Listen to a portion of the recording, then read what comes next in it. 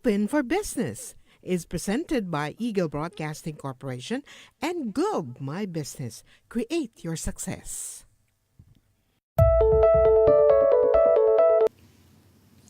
Greetings from the Philippines to the world. It's March 16, 5 p.m. here in Manila. We are on Facebook Live on Eagle News and also on our digital channel, eaglenewslive.com. Watch the video also in the Eagle News channel on YouTube. I am Cesar Vallejos and we are open for business. Join me discover the latest news and information in business around the world. Stay ahead of the curve from vision to action. The peso is 52.59 against the dollar, and at the closing of trade last Friday, the Philippine Stock Exchange Index closed at 7,798.28, up 47.86 points, or 0.62%. Startups in the Philippines are flourishing, but according to the Manila director of the Founder Institute, the cold reality is that only 5% of startups will be successful and many are doomed to fail. And so as we enter the second quarter of the year, it's time to check your roadmap in growing your startup in the coming months and years ahead. Now is the opportunity to infuse creativity, inspiration, and passion back into every aspect of your startup, especially your marketing strategy. We are very privileged this afternoon to have the Philippines marketing guru and the most awarded business educator in the country to help bring your startup's marketing efforts into hyperdrive. Record-breaking, best-selling author Josiah Go is in the house. He's also the chairman of Mansmith and Fielders and Waters Philippines and over a dozen other companies.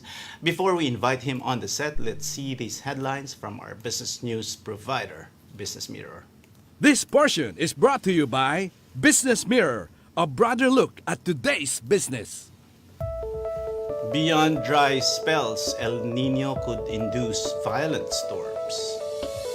MegaWorld BCDA team up to create a new district in Fort Bonifacio. Incentives to carriers flying to local airports. And here are the details. The onset of El Nino in the country is said to be a major risk to the country's growth and inflation prospects for the year, ING Bank Manila economist Nicolas Mapa warned.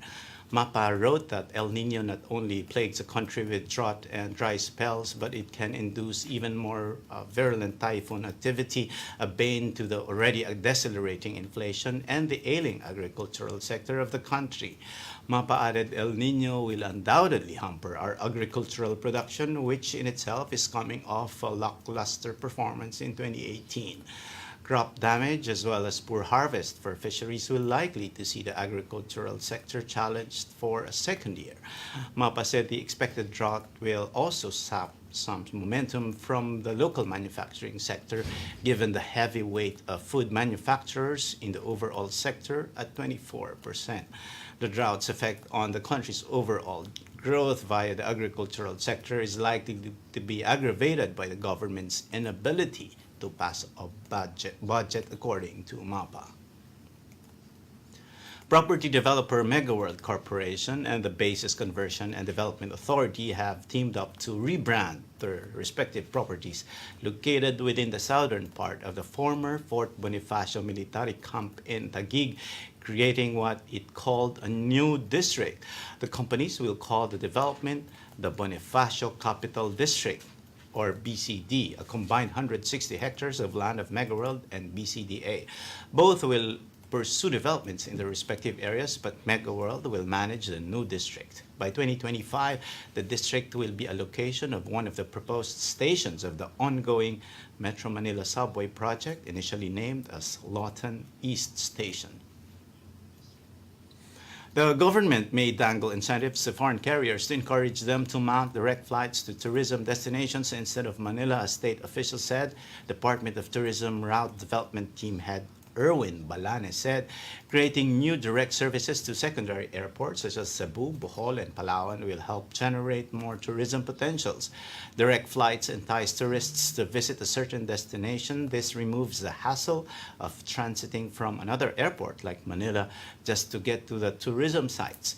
Incentives could be in the form of discounts on landing, parking, and takeoff fees. The incentive scheme could help the government achieve its target of attracting 12 million foreign tourists by 2022 at the end of President Duterte's term. And we will be talking with the marketing guru Josiah Go when Open for Business returns. Open for Business will be back. Stay tuned.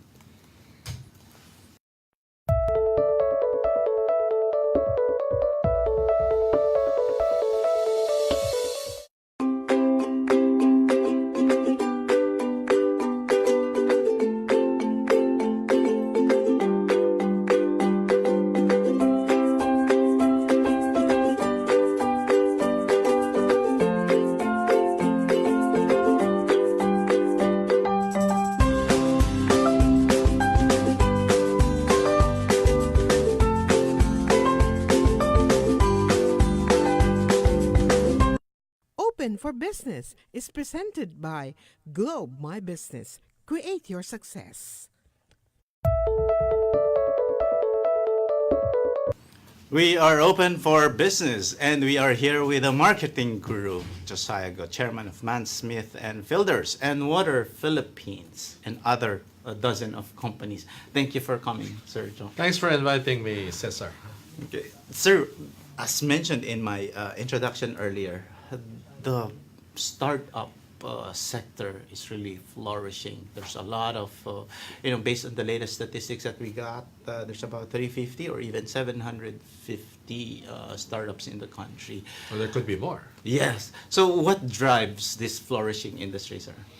Well, number one is the desire of people to create something on their own business. Is a key driver. I think the second thing is that the millennials, one of their key ambition is to have their own business. I think there's another one which is really about market needs. So once there are gaps in the marketplace that are not being served, you know that there are people who's going to, regardless of age, they're going to serve it. They're going to create a business out of it. That's very interesting, sir, because I think months back or years back, there's also some studies that put millennials on a more negative light. But this time, it's changing. A lot of millennials are going into business. So, what's the role of the millennials in the flourishing of the startups, and how do you now describe the character of millennials as far as entrepreneurship is concerned? There are 2 points that I'd like to make, because I'm in marketing. There's no such thing as millennial is one, because a market is composed of market segments. And within the millennial segment, there are different types of millennials. But in general, it appears that the millennials have more focus on purpose. I think that's very important, and experience. So you can see that the key drivers will now change, because companies will try to fulfill their needs and expectations. Which is good, because it's purpose in business is really a necessity. You cannot just go into businesses, just make a lot of money, and that's it. Okay, and sir, you mentioned about that purpose, but based on a lot of reports, also the millennials are very hands-on in terms of technology. So we see the marriage of technology with that purpose. How potent is the role of technology in the startup Well, business? because they're digital native. Like, for example, in our case, when I started working, typewriter and others. And then of course personal computer came about, etc. But in their case, it's just natural for them. Yes. So they're a lot more savvy, and it's very intuitive when they start. When my son will help me with the gadgets that I have. So you can see that product features can be a little more sophisticated because once you get into it, once you get used to a particular, you want to get to the next level. Right. But there will always be opportunity for basic and then the subsequent one. As I said, there are always different segments, different opportunities. Sir, off cam, I mentioned to you earlier that I was one of those people that you have mentored, and it was for us it was life changing, and that was years ago. I will not tell decades, sir. But But we were much younger. yes, we were much younger, and I had hair then. Sir, being exposed to different market segments, what has changed in marketing? But essentially, when I try to review and remember what I learned from you, they're still the same. The principles are still the same. It's just that there's now more involvement with technology. But, straight from you, sir, what has changed in marketing? Well, we publish article about marketing trends. In fact, a series of articles on marketing trends. Like, for example, there's a lot of popularity in the usage of behavioral economics. Companies are now starting to have chief experience officer. Chief experience officer. The more progressive companies are even creating chief innovation officers. Yeah. And so, there's so many things that are happening which were not happening before. No, I would recommend your viewers. In fact, it's been my website. Can I? Sure. JosiahGo.com. Just search trends, and it will come out. No, there are quite a number of articles there, but like, for example, behavior economics. If you don't watch out, there are and companies can, especially for entrepreneurs, they don't have to spend as much. Small changes, big impact, low cost. Yun ang gusto ng entrepreneur. Diba, no? Small changes, big impact. Big impact, low cost. We can just, for example, there are studies about sampling of food. Okay. And so here's a question that I want to ask you. So do you have to sample 5 different types of spreads, or would you rather sample 24 different types of spreads? And studies have shown that, in fact, the one that is 24, it's not the more the merrier. People get confused. Right. But the one that has lesser, less is more. Less is more. They actually have more people sampling and more people buying. Wow. So again, if you don't know that, you say, wow, okay, let's come up with as many samples. Correct. Cannot be. Correct. Diba, no? So once you know this, then it's actually something that you can use to your advantage. No? Perfect. Now, you mentioned, sir, companies creating various positions that are not available then. Like, for example, you mentioned about the chief experience officer, the innovation officer, and there's a lot. Actually, there's even data scientists now. So, but the key terms that you mentioned are innovation and experience. And so far, that usually crops up every time we search about marketing strategy. So, Correct. what is the role of this experience? Well, and innovation? Companies and brands are always looking for ways to differentiate themselves. And it's kind of hard, how can you differentiate yourself if what you're offering is the same as your competitor?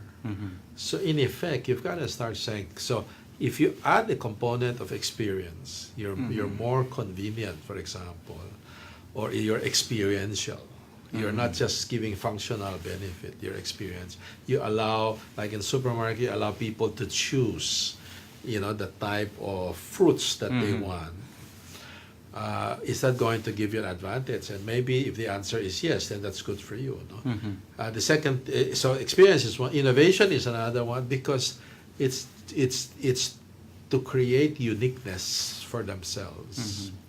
And the second thing is also, if you don't stay attuned to what the consumer need, you'll be left behind, no? Because the consumer will say, okay, so what's next? Your product has been there, and so what is your company doing to create change? No? And there are so many ways to create change. It's not just change in product. It could be change in what the company offer or the way they offer it. Could be different. Could be quite innovative. No? In fact, very soon, Mansmith and Fielders, one of the companies that I'm heavily involved in, we sponsored the Young Market Masters Award for the last 15 years. But very soon, in April 3, during the Market Masters Conference, we'll be launching the Mansmith Innovation Awards. Wow. It's the first time that we are recognizing Filipino innovators in product, in technology, in service, in business model, in workplace innovation, in process, and other people can do that. And we're give us 2 weeks where we will make an official announcement. Interesting. But we'll post it Mansmith Innovation website. Interesting. Specifically on innovations, or how do you measure innovation? So you have input, then developmental and output. Okay. But it all depends on your goals. Okay. Because why are you having innovation? I think it matters, no? But in general, so let's say your output is, you might want to say, so how many products do you have that are new in the marketplace versus your total portfolio? Or how many, so you might want to say, I want to introduce 10% of my product must be innovative every year. I should introduce new product. And then you look at your input and say, what's my pipeline? So how many are in the pipeline about to be launched? So you can have a healthy process of introducing new product in the future. So, and how long do you do this? And how efficient are you? And how effective are you in terms of testing this innovation concept? Because for every innovation introduced, not everything comes out, because some of them would be killed because it's just not feasible. And innovation is not necessarily just the introduction of products, sir. You mentioned about just changing a Business little model. bit. Business It model. could be business model, like in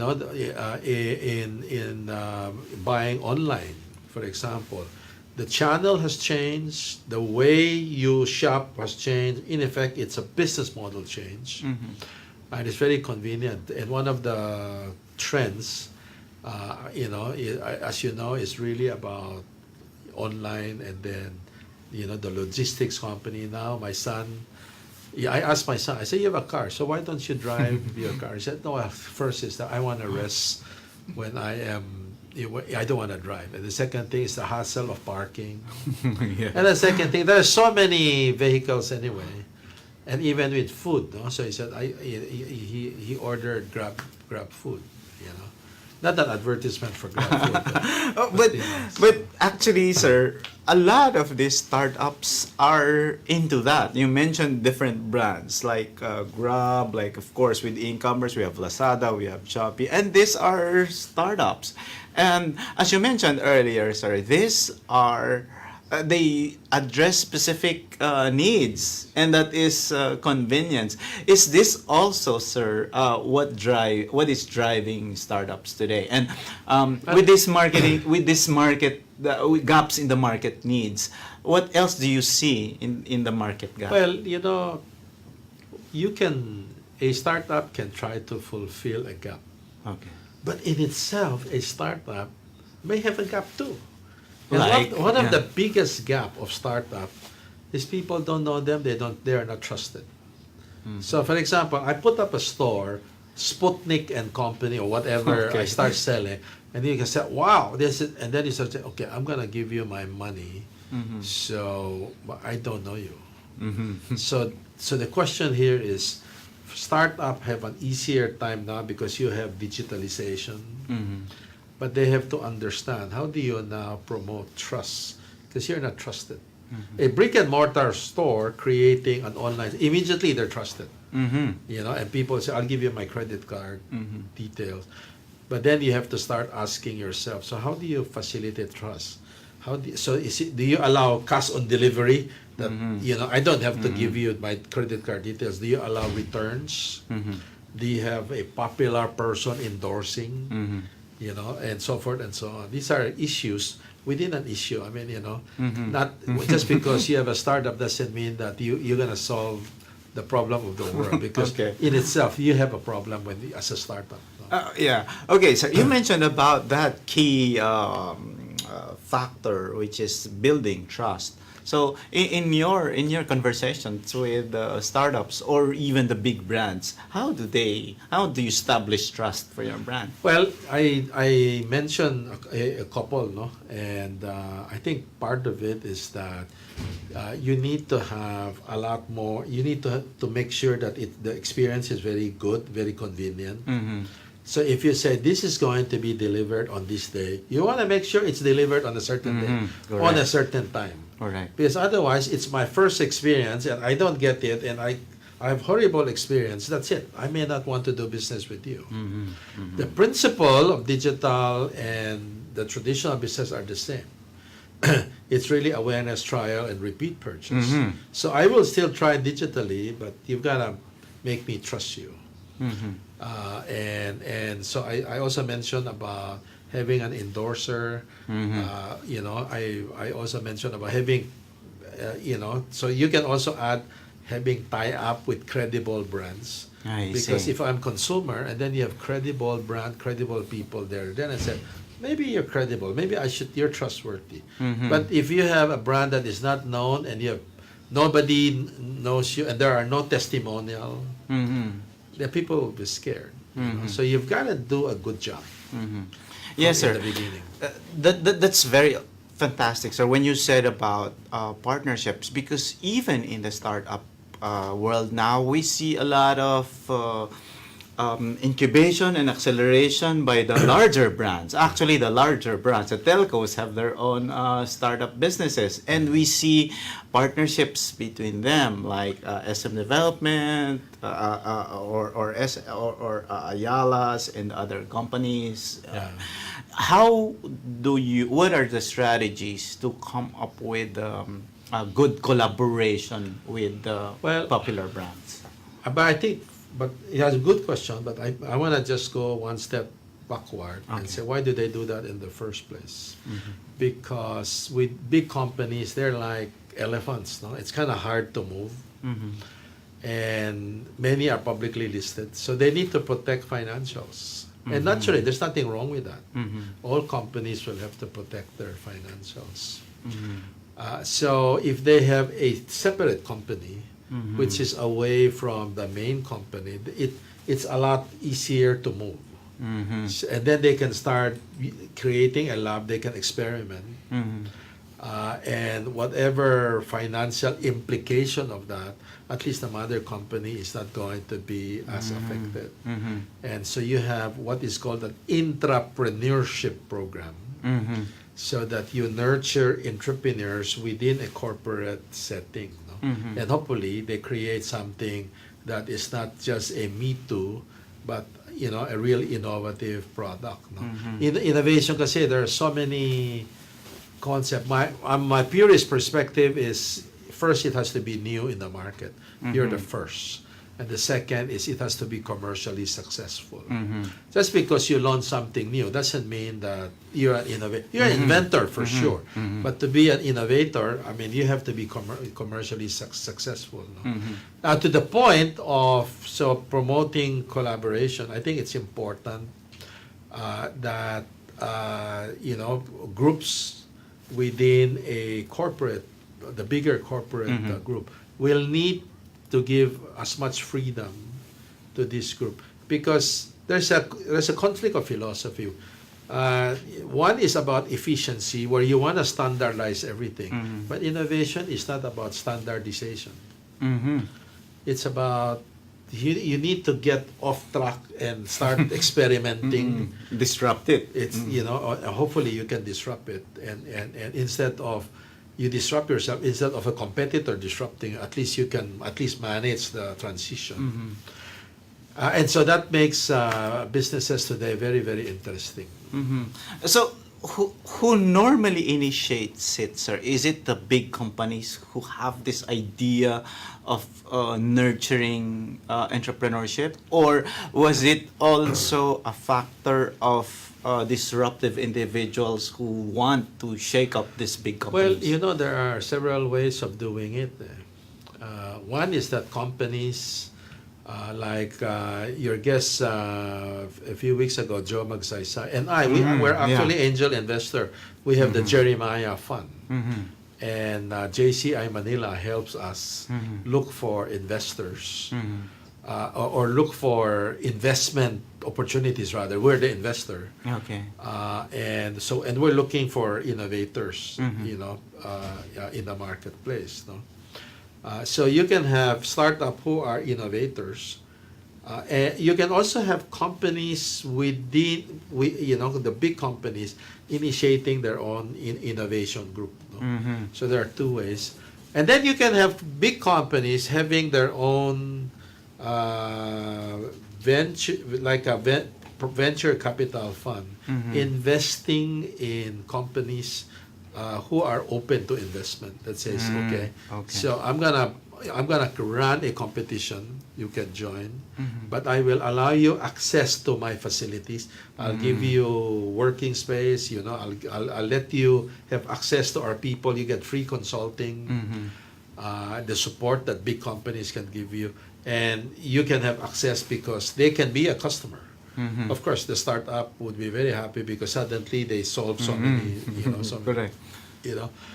But not all the time. Those technology and telecom company would like to do that because, again, there are just so many options out there.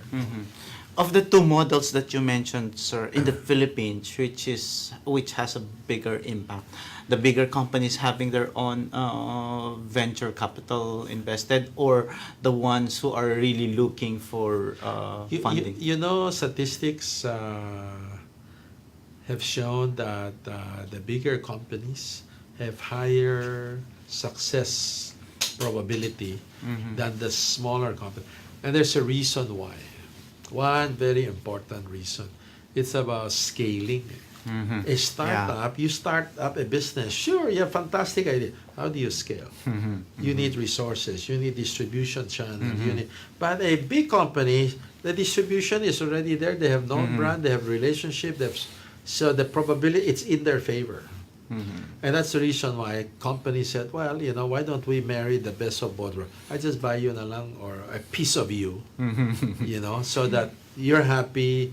You're not 100% of the company, but the scale that I give you, you're actually going to get a lot more. Correct. So that's, I think that's marrying of both, a win-win concept.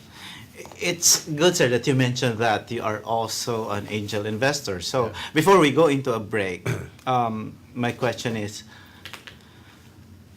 what are you looking at, or what are you looking for in startups that you want to fund? I'm sure there's a lot of entrepreneurs, there's a lot of students or millennials who are watching now. Yeah. If they have their big idea, how do you, when you pitch it, what is it that the marketing guru will, give his time, precious time, to look at it and say, okay, your idea is dead, or your idea is bright, I can, spare you some time. What is it that you're looking for? I have, in fact, I have three tests, three set of questions that I ask. Okay. The first is I call the relevant test. So, many people have ideas, of course, but are the ideas good ideas or not? So my first test is, what will I lose if I don't buy your product? That I cannot get it elsewhere. And many would fail immediately. I say, well, then you're not innovative enough.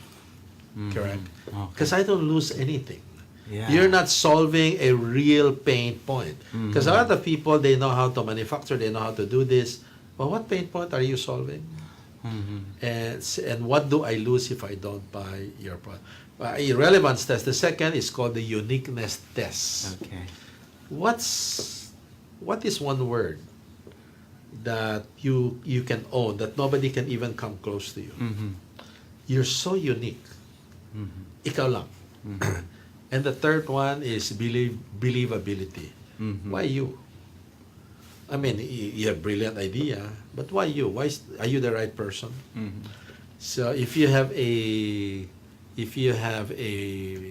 product, do you have that technical background, for example, or do you have certain special training that would make me believe in you immediately? Or moving forward, I can have the peace of mind, say, okay, moving forward, I'll still work with you. But of course, some can be imperfect. So then that's where we come in and start, looking for our network, helping them, and that's how it works. So if they're interested, go to Facebook. There is the Dojo Fund of the JCI Manila. Dojo Fund. Dojo is DOJO. Double Joe. Okay. Joe Mag Joe Josiah Go. Okay. That's perfect. So the 3 tests obviously is a very hard test. So Open for Business will be back more from the marketing guru, Mr. Josiah Go, when Open for Business returns. Stay with us.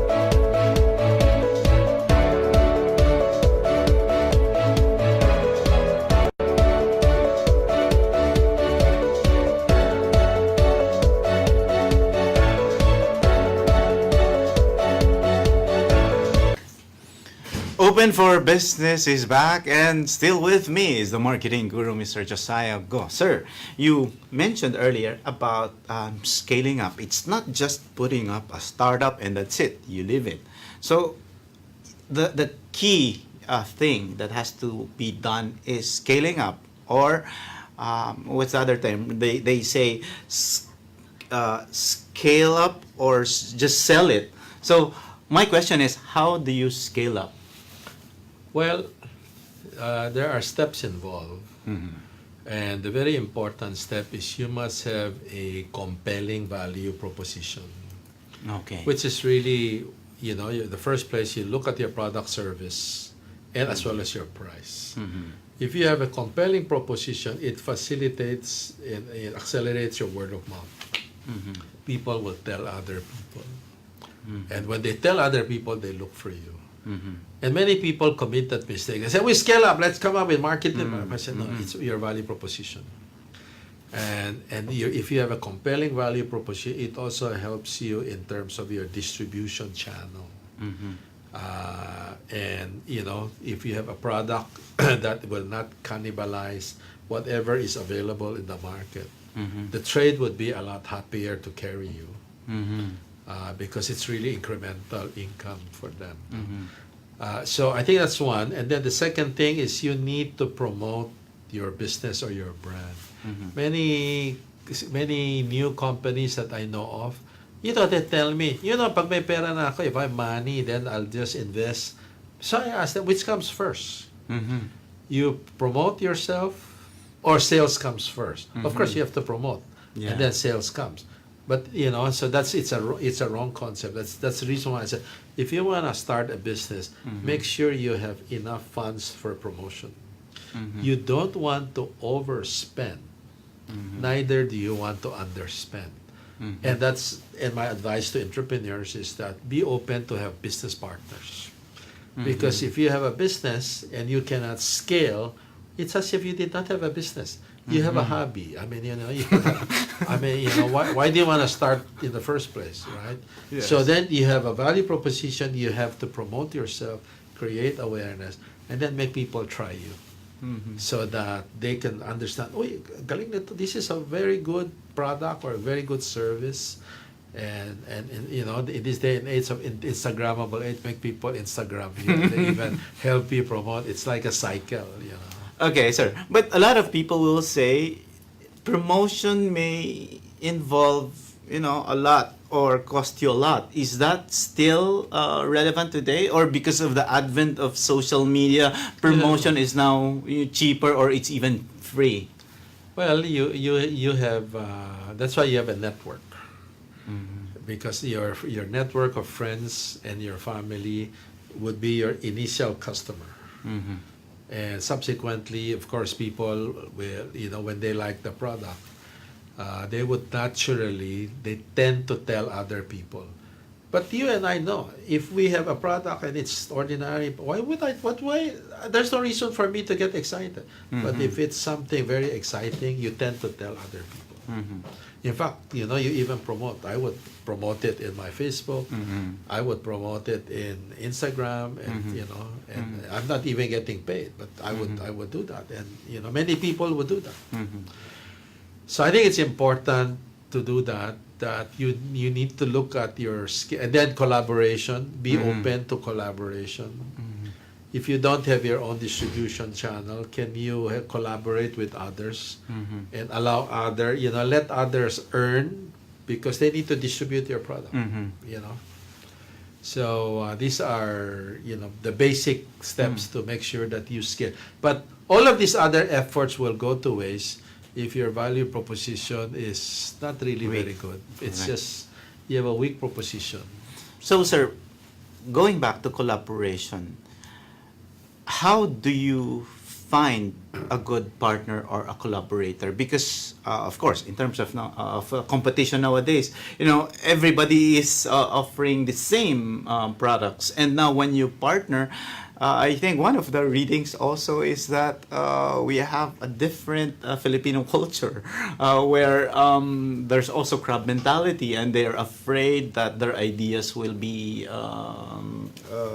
copied or be, what's your, how do you find a good collaborator? How do you find a good partner for your startup? I will, in fact, do the reverse. Instead of finding a collaborator, let them find you. How? Because if you have a very good proposition, and you start testing, and it's a lot easier to test now. You can test it in Facebook. So, ordinarily, how many likes do you get? And then you start posting something. You take a look. Suddenly, the number of likes spike up.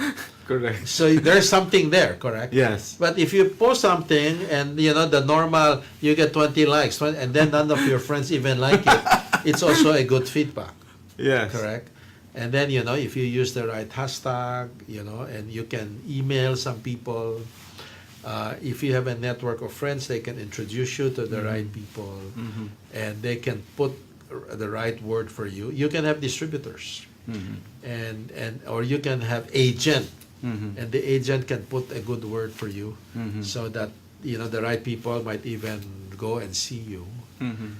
Remember this word called R&D, research and development. Before you have innovation, you have R&D. But some progressive companies call it C&D now, connect and develop. Connect and develop. that they don't want to do it themselves. That their job is really to connect with the right people, with the right organization, with the academic community of an ecosystem.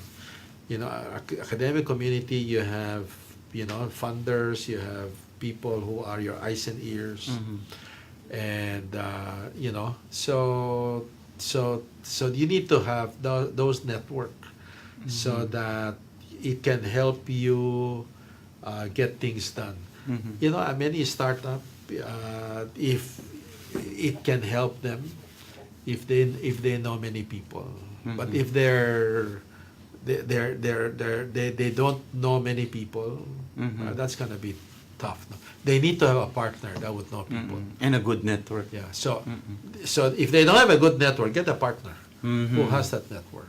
So it can solve the problem. Sir, based also from the available data that we have, and also this was confirmed by the founder, Institute Manila director, 5%, own 5% of the startups make it. Yeah. In your exposure, sir, with these startups, what are usually their challenges? What's their mistakes? That a new startup should avoid. They're out of money. funding talaga. Yeah, because first is they want to. Very sure. I always talk to entrepreneurs. Why do you want to do it yourself? Because I don't want to work with other people. Then you get out of your comfort zone, learn how to partner, because that's what partnership is all about. I need something, I don't have it, I get you. You don't have it, and I tell young people, you want to have startup, so why do you partner with your friends? And so of course they're shocked. So what's wrong with me partnering with your friend? Well, I see you're young, he's also young. So and my premise is that young people don't have the money.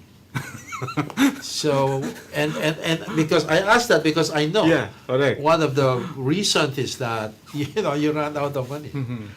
And I said, so can you consider partnering with an older person, successful? Why? Because the older successful persons, they have the money, they don't have the time, they leave you alone, and you can run it. And young people like to run it. Exactly. You get it? Yeah, they're very independent. And so that's a lot of mistake of startup funding, the kind of partners that they choose.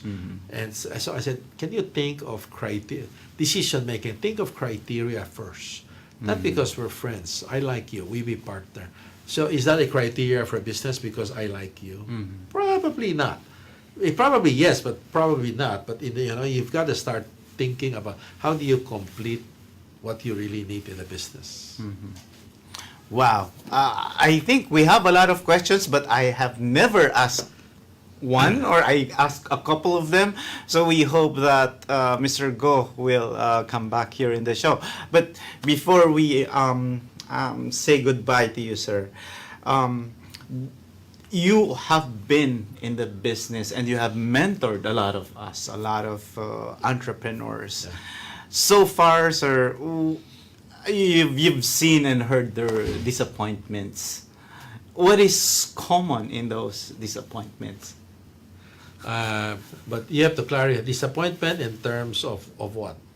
Disappointments in terms of scaling their business, in terms of growing their business. Because as we mentioned, a lot of them fail, a lot of them close up, and then they get to regret that they left their corporate job. So I get it. Okay, I get it.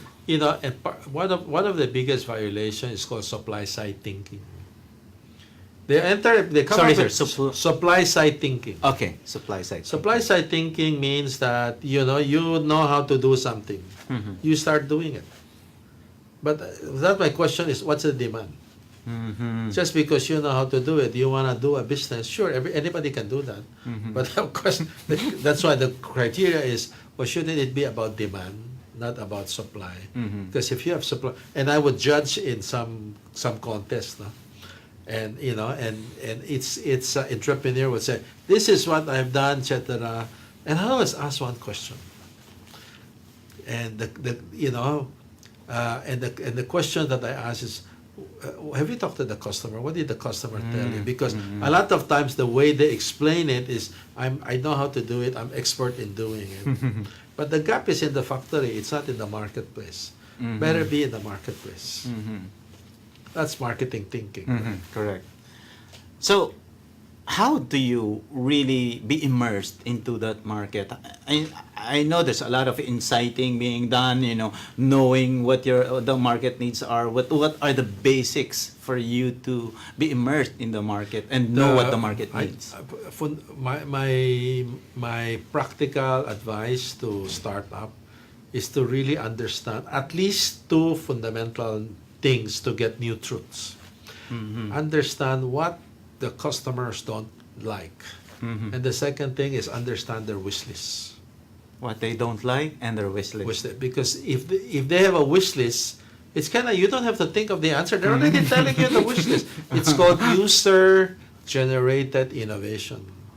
And what I've discovered, and I wrote about this in I have a book on entrepreneurship. Starting a business, creating an innovation mindset.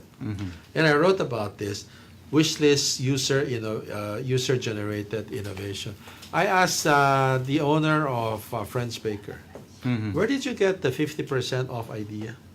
And the answer I got, he said, well, one customer suggested, what do you do with the products unsold? And the owners asked, what do you suggest? And the customer said, well, sell it for 50% off. And he said, well, come back after 2 days. Let me think about it. But it was suggested by a customer. Yes. Victoria Court they now have a popular party, for people getting married. They have a stag party. Or, Correct. Families, yes. No, not the family, but okay, yeah. Okay. Oh, that's a different general party, but it's a different segment.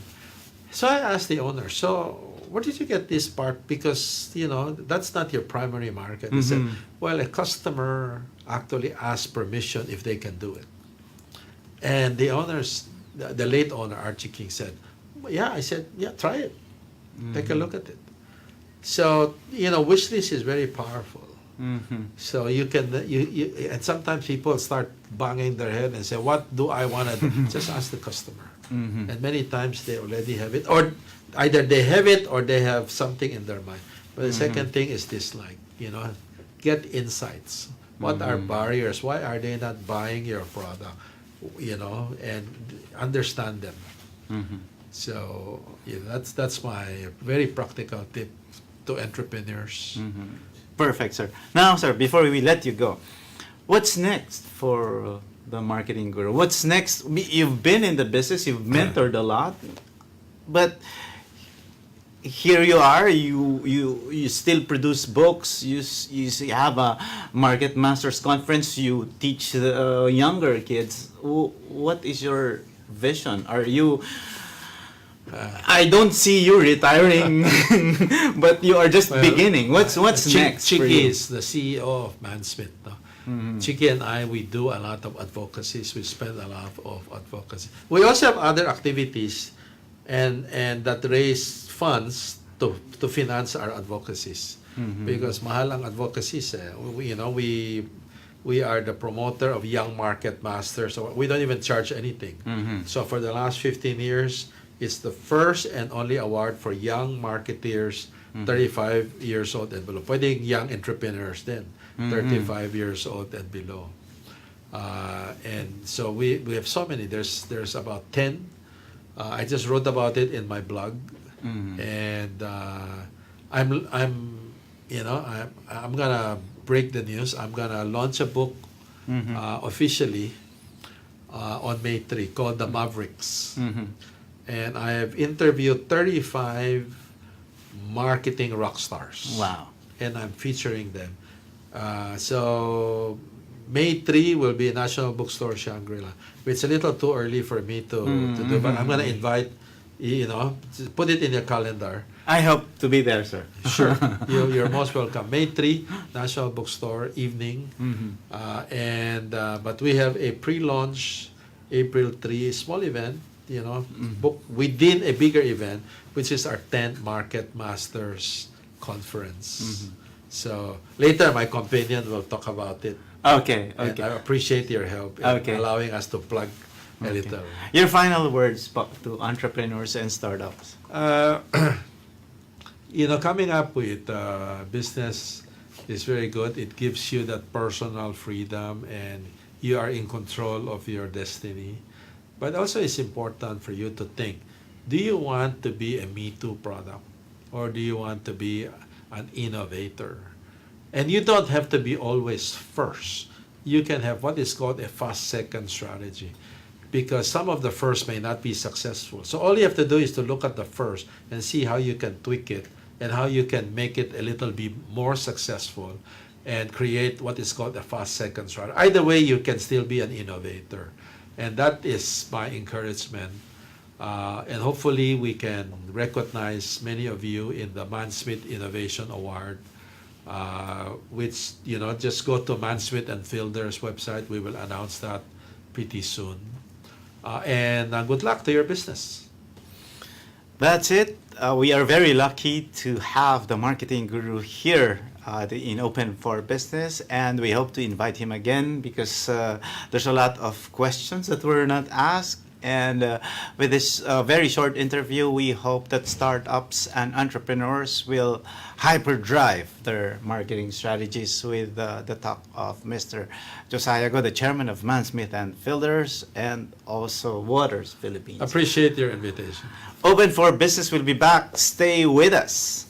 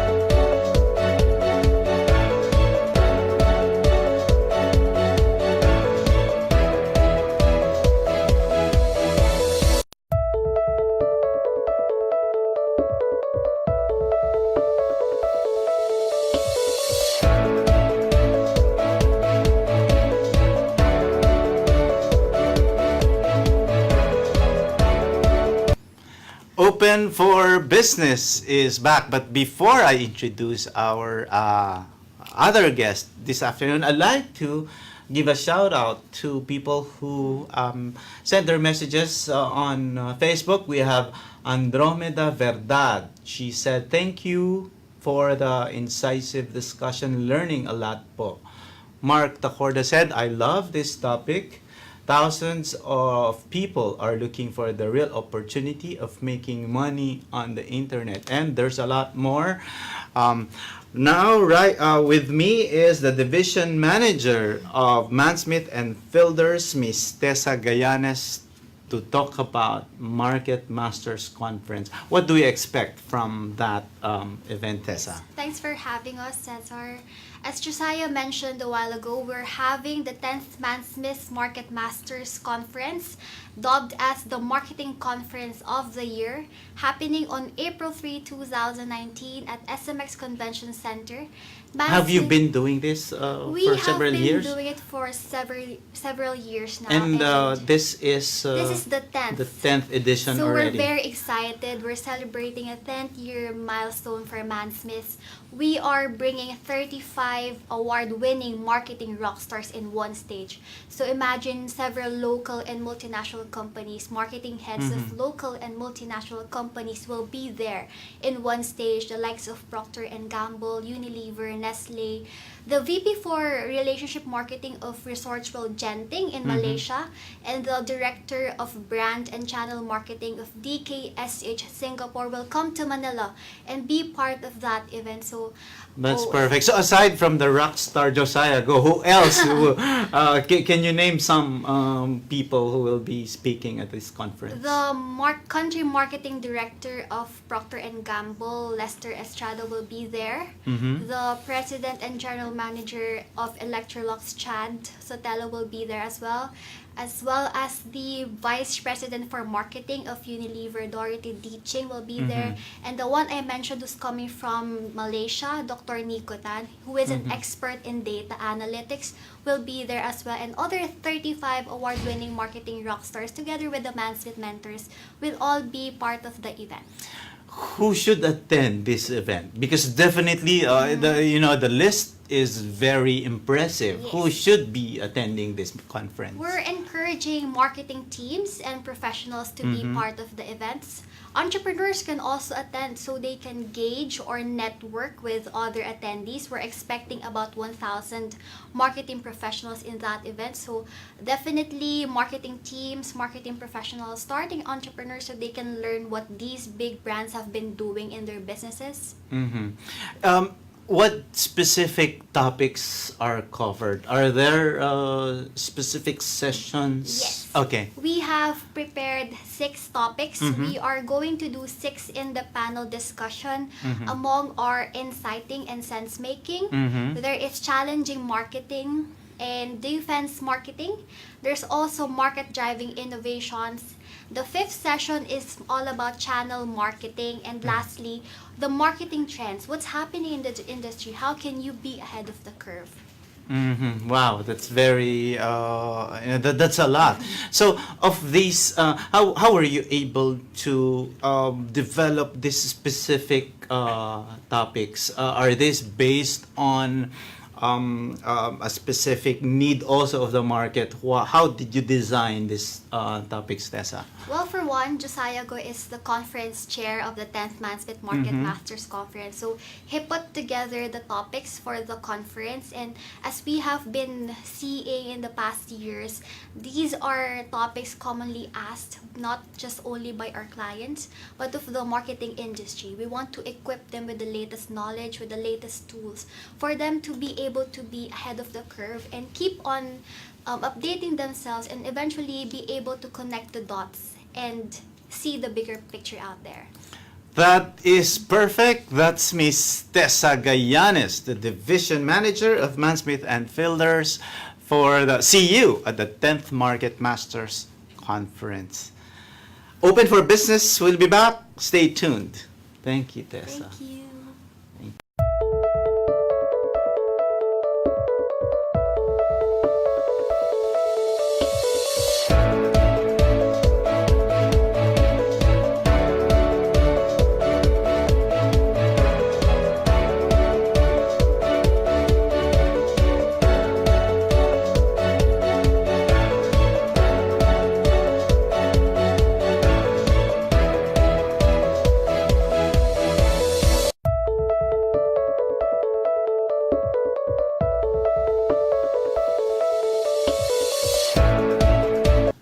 In our term of the week, you take a refresher of business terms to make you updated, more informed, and ready to make smarter business decisions. Our term for the week is incubator. An incubator firm is an organization engaged in the business of fostering early-stage companies through the developmental phases until the companies have sufficient financial, human resources, and physical resources to function on their own. Incubators provide assistance that includes access to financial capital, experienced business consultants, physical location space, and business hardware or software, and other resources.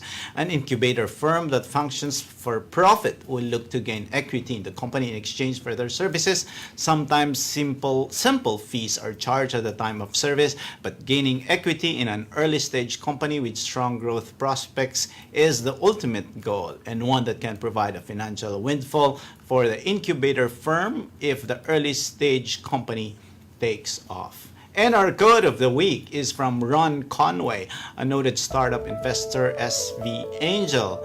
He said, "Anytime is a good time to start a company." Join us again next Saturday, 5 p.m. Philippine time, for another episode of Open for Business, where we discuss business information, deliver the latest business news to keep you informed and open for business and be ahead of the curve from vision to action. You're on Facebook Live on Eagle News, and you can watch us again in the video section of the Eagle News Facebook page and on eaglenewslive.com. Also visit postinglive.com for news and updates on Open for Business. Catch me later at 9 p.m. and every Wednesday also on 9 p.m. on Net25's Eagle News International as I report more business news here and around the world. For Open for Business, this is Cesar Vallejos. Have a great day. Open for Business was presented by Eagle Broadcasting Corporation and Globe My Business. Create your success.